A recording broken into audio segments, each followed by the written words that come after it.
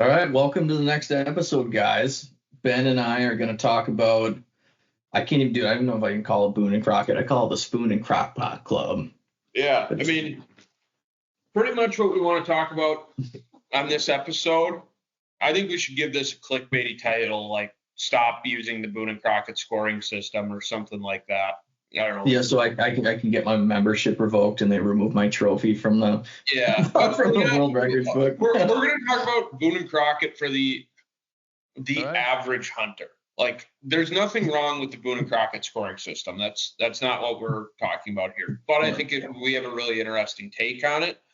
Mm-hmm. And what we want to talk about is how people are using the Boone and Crockett system and even skewing it to, like, either show pictures of deer, decide what they're shooting or passing, like stuff like that.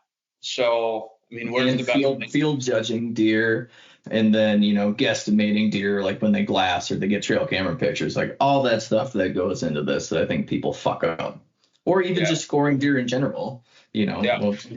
I won't throw people under the bus, but people that don't know how to score deer, where they're like, oh, you got to add the tip to tip, or you got to, I shot an 8-pointer. I'm like, I don't get 4 mass measurements, like that type of shit. That was me last year.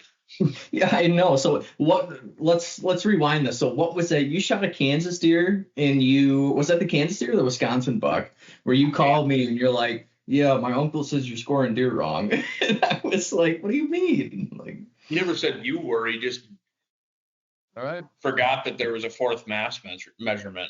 Finally, he realized, and we got it scored right. But so, yeah, I mean, we won't throw any particular individuals under the bus. But there's some conversations I've had, like going to, like, you meet people at the range, and it's like, oh my God.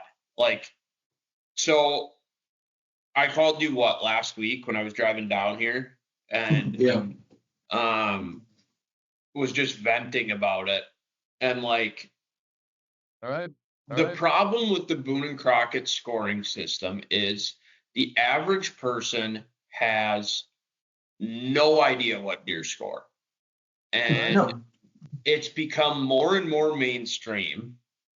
And so let's backtrack for a minute. Like I said, 50, 60 years ago, like our grandparents, I don't know if your grandparents hunted or not, but like, it was always, I shot an 8-pointer, I shot a 10-pointer. It wasn't like, that's a nice 130, that's a 150. Like, that didn't exist. Yeah, and even like the way my grandpa grew up hunting, like my great grandpa was a trapper up in Exland, Wisconsin. Like, you hunted to get your buck.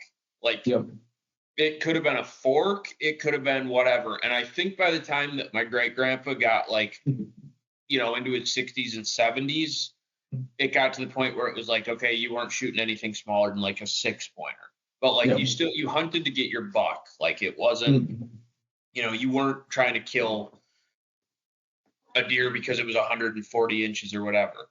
Fast forward to now, and it's gotten to the point where it's just like, it's so clickbaity or catchy to be like, oh, this buck's a 160, this is a 170. And the problem with that is people have no idea what a 160-inch deer does or doesn't look like. Like, the average person's 160 is a 140 or a 145, and they're using that to, like, I had somebody showing me pictures a little while back, and they're like, okay, yeah, this buck's like a 130. And I'm like, that buck's 115 inches. Yeah. Like, maybe. Like, and you're using this system to determine what you're going to shoot or pass when you have no idea how the system works.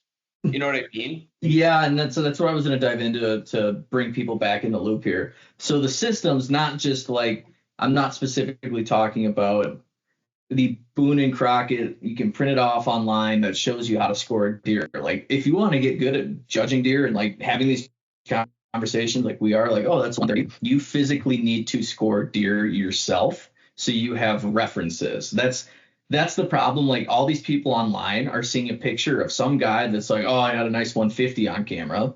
Well, that stays in their brain, and then they get a picture of a deer that looks similar, but it one could be missing tine length, could be missing mass, or could be missing width, beam length, all that stuff. And they're still like, okay, that deer was close enough to this deer in size. So I'm guessing it's around, it's 150, even though it's like, okay, it's 126 inch, 10 point or whatever. Like it's just sprouting its crab claws. And it's interesting to me, I used to be like that. Now I have a variety of deer on the wall, right? I got, I've shot half dozen deer between 100 and 115 inches. I have 4 on the wall right now that are between 128 and 135. So like that's the easiest for me to judge. When I see a picture, I'm like, that's a 130s class deer, whether it's a 10 point or it's an 8. If it's an 8, but it has the frame to be a 130, then you go from there.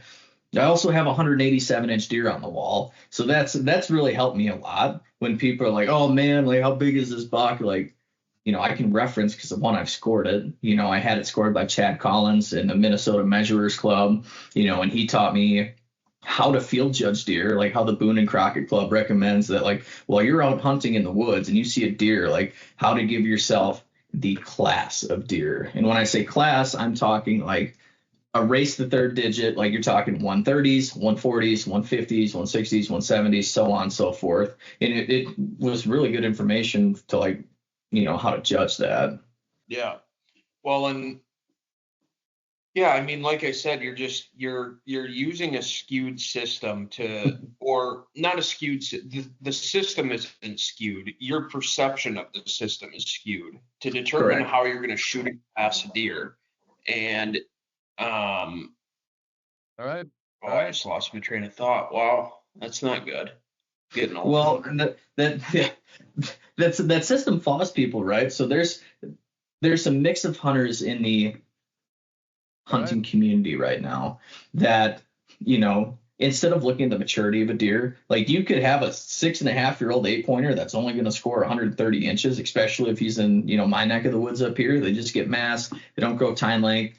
Maybe they just don't sprout a whole lot, but they're an old deer. Versus, a little far south of me, you could have a 2-year-old that's 130, and guys are like, oh, I'm going to shoot the 130, or maybe it's 3-year-old and it's 140. I'm going to shoot the 140 because it scores better than this deer. I'm like, that deer's only 3 years old or 2.5 years old versus like, this deer in this example, is 5.5, 6 years old. Sure, he doesn't score as well, but I'm like, the more mature deer, he's probably the harder deer to kill. Yeah. Well, and I remember my point now, like, unless you're consistently killing deer year after year and having them scored or know how to score within, a couple inches of like less than 5 inches of what somebody official would score it, like you have no clue what deer are going to score. I mean, when that guy taught you how to field score deer, what was arguably probably as important as that is you have a bunch of deer on the wall that you've scored or had scored that you like. What they score. You know what I mean? You have a ton of reference points to that system that helps you. And like I said, you've got people coming up and they're like, well, this deer's a 125, so I'm not going to shoot it. Well, no, that deer's a 110, and it's like, you don't even know shoot what makes you happy. I guess that's my whole argument behind this. And if you want to be like a trophy hunter, fuck what it scores, shoot the most mature deer in the area. That's going to be the hardest deer to kill. That, in my opinion, makes it the biggest trophy. You know what I mean? Like, I would love to shoot a 180-inch deer someday. Absolutely. Like, that's a bucket list item for me. Yeah, it's cool to have them scored. I had my Kansas buck scored. But, like, if you truly want the best trophy in the woods, go off age class of the deer. A 6.5-year-old that scores 140 is probably a lot harder to kill than a 4.5-year-old that scores 170, Yeah. And there is, Grant, I've talked to my boss about this actually. Like, I grew up with like, you see a smaller buck. Okay, that's a 1.5-year-old. That one's a 2-year-old. That one's a 3.5-year-old based off rack size is the way my family's done it. And I still catch myself doing that. More and more so now. It's like, I get in those conversations with my boss. Like, you really don't know how old the deer is until you kill it and you get it aged. But there's signs, right? When you look at a deer, if it's lanky, it doesn't have belly sag, it doesn't have a dip in the back, like, it's going to be, 2 years old or less. A 1.5-year-old deer is so easy to spot out. You can tell by body size, by the antler growth. 2-year-olds is kind of similar. After 3.5, like between 3 and like 6, that's where guys are like, oh, I can't tell if it's 4, 5, 6, whatever it is. But there are, like, once you start seeing those deer, it's the same thing, same point I'm trying to make with like me referencing deer I've shot, right? After you shoot a couple and you look at, how big they are, how their bodies are, even just the way they act in the woods. Like a big deer is always more meticulous. You know how many retarded 1.5-year-old bucks I've had that are just like, oh, there's a guy in the tree. Yeah. Oh, corn, let's go. Like, I feel like up to 3.5, it's like a 1.5 to 2.5-year-old's distinguishable. 2.5 to 3.5 pretty distinguishable, and 3.5 to anything else, like 3.5 to 4.5 is distinguishable. 3.5 to 5.5 is distinguishable. But it's like once they get to 4, that's when it gets hard for me. Yeah, unless you have history with deer where guys are like, oh, I had them on camera last year. I found the sheds, same genetics, compare pictures. Like that's how guys are really keeping, when they shoot a deer and, they got their trophy photo with, 2 years of sheds prior. They're like, oh, he's 6.5. Like, yes, those are guys that legitimately probably know their deer's age, and it's a little bit different. Yeah. But yeah, I don't know. It's trying to think of where else we can go with this. It's just a tough. The actual process for scoring deer. So let me lay this out to all you guys that think you know how to score deer. So regardless of the deer, unless it's all right, from 8-pointers on, we'll go with that, right? So you get each side of the rack. You get a left, you get a right. You always get 4 mass measurements. Doesn't matter if it's an 8-pointer, doesn't matter if it's a 35-pointer. You get 4 mass measurements. It starts at the base below the brow tine, goes up from there in between points, wherever you can measure that. You get the tine length of each tine. You get the beam length of each beam. And then you get the inside spread, which is the widest point on the inside of the rack. What Boone and Crockett asked for on the sheet, just for documentation, is the outside spread. They ask you from the outside of the rack, what's the widest point? And then they want a tip-to-tip spread. So I'll throw someone under the bus. My roommate Kyler, when we lived in Missouri, I was scoring my non-typical weird buck, trying to figure out how it scores. And I got the measurements, and then, he was going through the sheet, and he's like, oh, you need the tip-to-tip, you need the widest point. And he adds it up, and he's trying to tell me this deer's 150 inches. He's going crazy. I'm like, no, like this. Now he's like, what do you mean? Like, you always get a tip-to-tip at least. And I'm like, no. I'm like, they asked for that information, but the only thing that goes into scoring deer are the combined beam lengths, the combined tine lengths, the 4 mass measurements on each side, and then the inside spread. Yeah. Those 4 things. And that makes up every deer on the planet. Then if you're really going into it, gross versus net score, like typical, what they do with net is you add up both sides. Whatever the difference is, like between each measurement, you have to subtract those deductions because they want it typical. They want to average everything out to be the same. And if it's not, you lose that. So that's why my Booner as a typical was 186 and 7/8. And it ended up netting 173 and 2/8. So it's like, okay, I lost over 10 plus inches just because he had, a 5 on one side versus the other one didn't have a G5. He also had a kicker on that same side that was 2.5 inches, so I lost that. But nets are for fish. That's what I think. So just go based on the green score, unless you're truly. All right. And that's the other thing with this system, right? Is then you get on these Facebook groups and guys are like, oh yeah, that's a 150, and some guys like, no, that's only a 140. He won't net 150. He'll be 140. I'm like, you guys seriously arguing over a picture of like the gross score versus the net score, and that's going to decide whether or not you shoot that deer because he'll gross high, but he's not going to net good. Like if you're that into it, that deep into it, like you have lost something with this sport and this lifestyle that I just feel bad for. Like if you're seriously basing it on, the net versus the gross, like something's fucked with your head. Yeah, no, and there's like, all right. I saw a post today on Facebook of a guy, trail camera pictures. It was a mainframe 8, And granted, it had some trash. It was a big buck. I mean, Yeah. he was probably close to 150, maybe 150-inch 8-pointer. I mean, this is a big mature buck. And the guy posts and he's like, All right. I had this deer on camera last year. He blew up this year, like something along those lines. Like, what do you guys think? Does he go 160 or 170? Yeah. And like everybody in the comments is like, that's a 150-inch deer. That's a 160-inch deer. Like, yeah, he's probably 145 to 150. Like, for reference, granted, my buck didn't have any trash. I shot an 8-pointer last year with a 21 2/8 inch inside spread. Yep. His main beams were 23 3/8 inches. Yep. Those are good. And he scored 128 1/8 inch gross.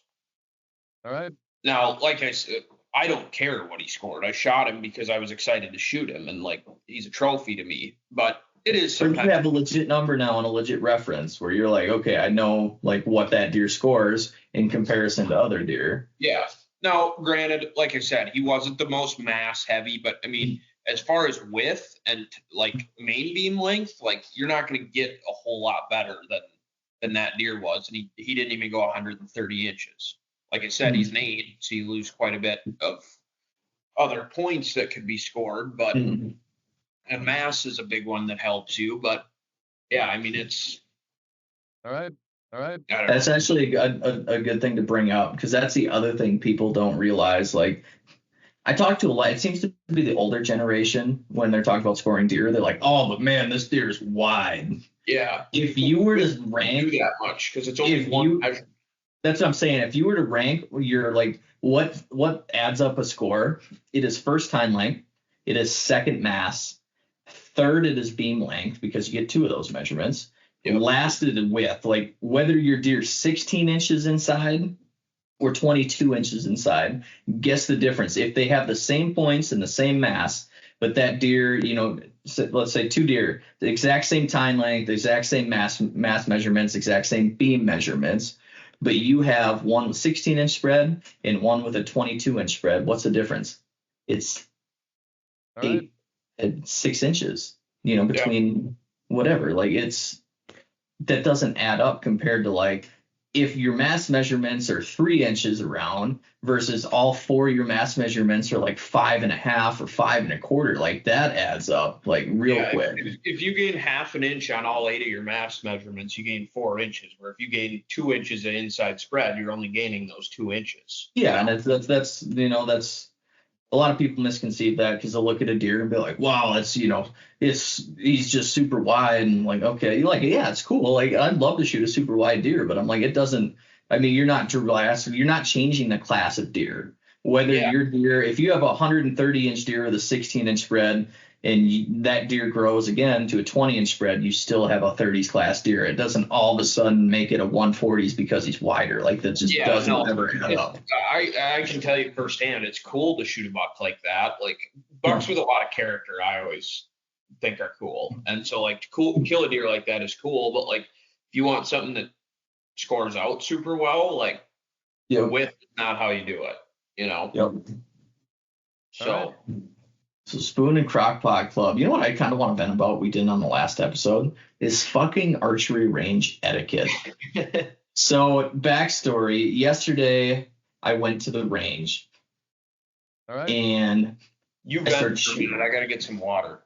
About to pass out. So I get to the range and I want to screw on I brought a 3-pack Grim Reaper broadheads, the mechanicals, and they send a practice tip, but it had come apart, so I had to like fuck around for 15 minutes trying to figure out how to install the blades and lock them up and blah blah blah. So meanwhile, some other dude's shooting.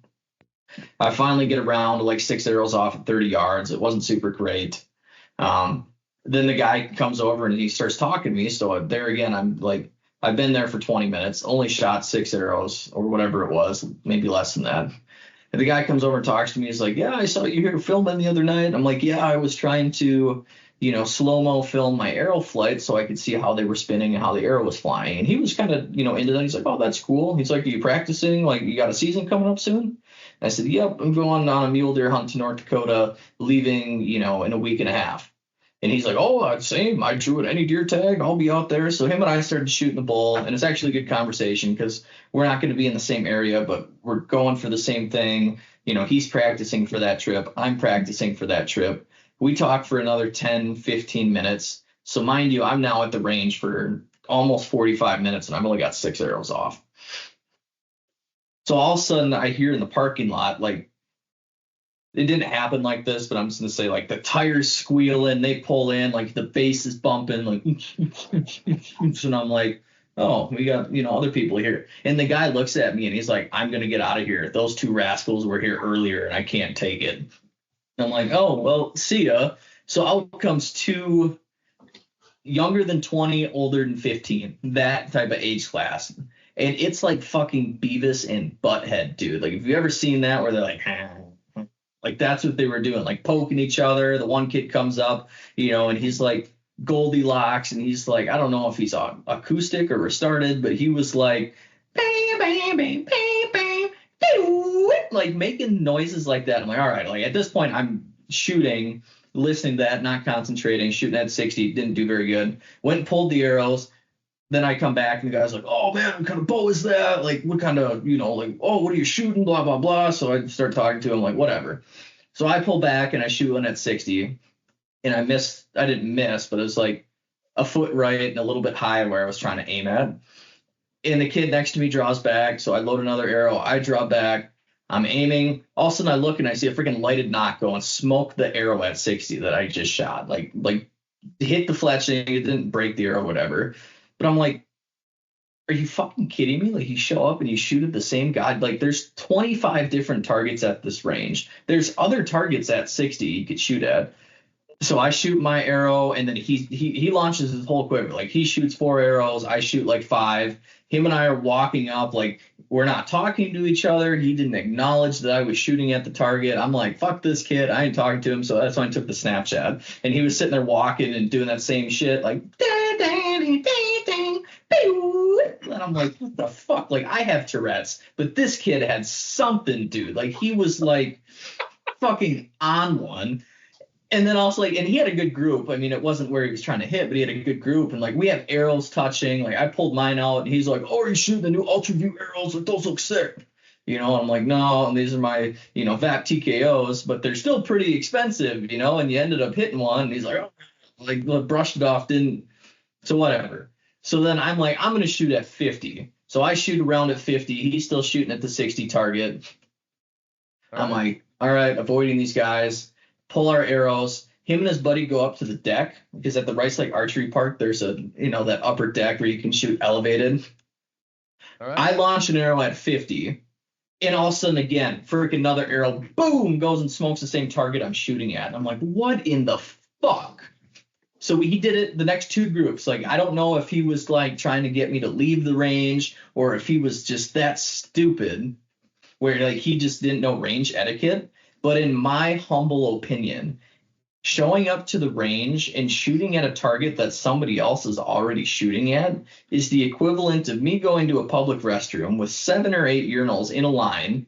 I'm pissing in one urinal, and you come up and you start pissing in the same fucking urinal. Like, that's like that should be grounds for a fight. Like, I should have full-heartedly been able to go and deck this kid, but at the same time, it's like, okay, if he's 16 or 17, like, I'm not going to jail over that. I don't bark no bite, but I'm like, come on, like, is that not a thing anymore? Like, who does that? And the worst thing about it is that I feel like I almost wasted my reps, because I was so concentrated on what was going on around me that I couldn't function or focus on like my reps, what I needed to work on, because at the moment I'm struggling, and that didn't help me at all. So I almost feel like yesterday was just a waste. So I ended up leaving the range, and, I shot 60 arrows, and I'm like, I think 40 of those arrows I was competing at the same target with some dude. Yeah. So moral of the story is, don't be a douche. Yeah, don't be a douche. If like, that brings me to the whole point of like why I wish there was a license to breed. Like, that person's parents, like, dude, Like, there was limited fucking brain cells. Like, when I tell you that kid was cooking on like 4 or 5 individual brain cells, like that was it.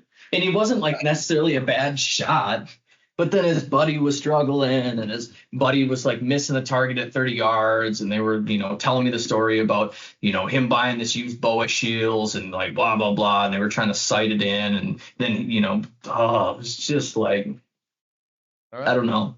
Maybe that means I'm getting old, because I feel like I was a hooligan. I still like to be a hooligan, especially at that age. I did dumb shit, but I made sure to not do it in a public place, like around Yeah, people you don't that do it. I might affect. Like if I'm with my buddies, yeah, I'll go do hood rat shit. But in a public place where other people are trying to focus and like, I don't know. That was just it floored me. So if you're gonna go shoot at a public range, make sure you have some fucking decency. Yeah. All right. Well, before we wrap it up, I'd like to say thank you to our sponsors, which is absolutely fucking nobody. So if anybody wants to sponsor us, that would be a great time. Yeah, throw some cash. We'll shout out on the podcast. We at least have like 7 listeners that would for sure probably, buy your stuff, especially if you pitched us like a couple $1,000 a piece. Yeah. Yeah. We probably buy your stuff. Probably. So the next episode that you guys are going to hear is going to be after my North Dakota trip, and we'll kind of swing back into actual post-hunt clarity, right? Not post-nut clarity, but post-hunt clarity. So I'm going to have a trip with my dad. It's going to be a week in the heat chasing mule deer. So I'm sure I will have plenty to talk about, whether that be a harvest story and how I did it, or how I fucked up and how I wish I could go back and redo it. But one of the two, there'll be a good episode that you guys can tune in on. And there may possibly be, Ben may have sat in the woods once or twice at that point too in Kentucky. So we'll see. Are you and your dad gonna kiss if you kill one? No, I'll probably hug him big time, but I dap him up a little bit, but no kissing. No, I might give him a kiss on the cheek, but we'll see. So I'm excited. I've never been on a hunting trip with my dad other than Minnesota, and that's not like what I consider like a hunting trip. Like I had to be stuck with just my dad in the middle of nowhere for a week. Like that's gonna be interesting, Yeah, well, that'll be fun. So I'm excited for it. But all right, guys, tune in next time, and hopefully we have something good to talk about.